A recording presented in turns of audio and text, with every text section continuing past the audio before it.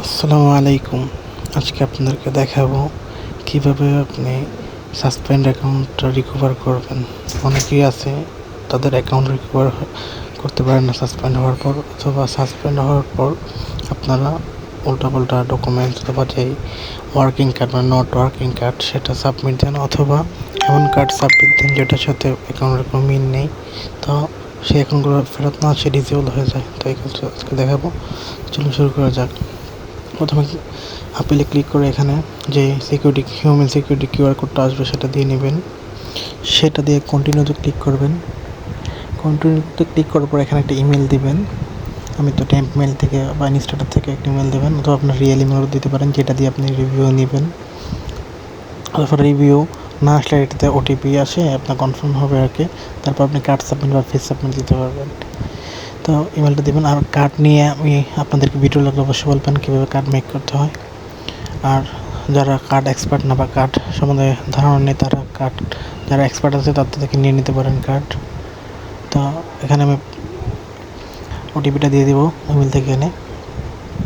এখানে চলে আসে, ইমেলটা আমি চেঞ্জ করে ফেলছি কিছু কারণে, তো অন্য একটা ইমেল দিয়েছি এখানে। তো এবার দেখুন ফেস ভেরিফিকেশন হচ্ছে। তো ফেসটা ম্যাটার না, আসলে ম্যাটার করে হচ্ছে কার্ডটা, ঠিক আছে? কার্ড ম্যাটার করে। আর বর্তমানে আপডেট তো গ্লিচ আপডেট চলতেছে, এটা আপনারা অনেকেই জানেন। আর যারা জানেন না বা বুঝেন না তারা নিজেরা ট্রাই করবেন না, আপনাদের অ্যাকাউন্টটা ডিসেবল হয়ে যেতে পারে। তাহলে দেখুন আইডিটা ব্রাউজারও লগ ইন করে নিয়েছি। তো এখানে আমরা ব্রাউজার থেকে কার্ডটি সাবমিট দিব।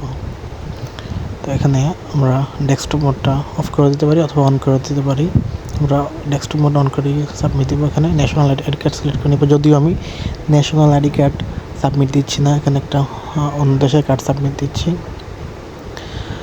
মানে অন্য দেশেরই ড্রাইভিং লাইসেন্স সাবমিট দিচ্ছি আর কি, যদিও কার্ড সাবমিট দেয় না। তো এখানে সমস্যা নেই, এটা বর্তমানে ম্যাটার করে না। সাবমিট দেওয়ার পর এভাবে গ্লিচ করে দিব, মানে বারবার ট্রাই করব। বারবার ট্রাই করলে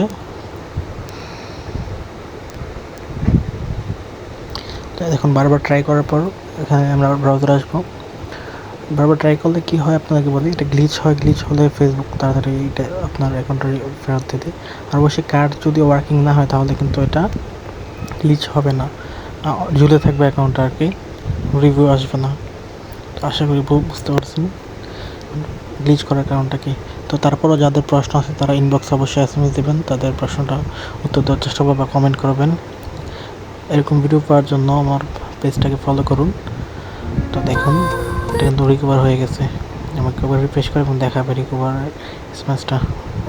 তো দেখুন এসএমএসটা কিন্তু আসে পড়ছে, ইউ আর ব্যাক ফেসবুক। তো আশা করি বুঝতে পারছেন কীভাবে আপনি আপনার শখের অ্যাকাউন্টটা রিকভার করবেন সাসপেন্ড হয়ে গেলে।